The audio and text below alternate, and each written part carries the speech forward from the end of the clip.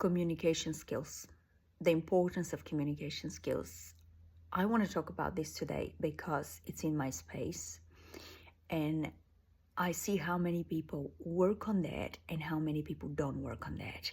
But if we expect high results first from ourselves to achieve something and to be accepted on different levels in life, to be understood, and also to be successful, therefore the communication skills are number one priority in our lives. First, communicating with yourself, and then communicating with the people around you or situations around you.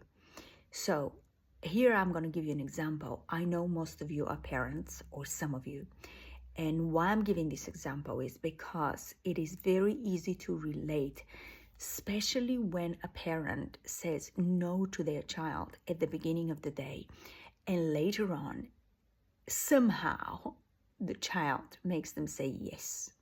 Whether the child moans all day about something, whether they have their own manipulative ways to get to you.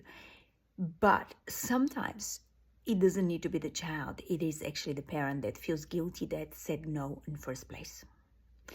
So, and what happens actually after that is that we as parents are wondering, why are we putting a boundary that we cannot keep? And this is down to communication skill. So first, we need to address this inside us. When we say no, we've got to be very clear why we say no and what are the consequences of this no. Meaning, check with yourself. And that's always taking us back to a present moment. So to communicate clearly and to not regret when you say no or yes, it is very important to sit with yourself. That's why we've got to be present. We have to actually slow down and ask ourselves. And that's why I teach a lot about observation, because the moment you become the observer of yourself means that you are present. And from a present place, you can actually watch yourself and decide how you want to be. But remember, when you decide how you want to be, you can't change it after 4 hours.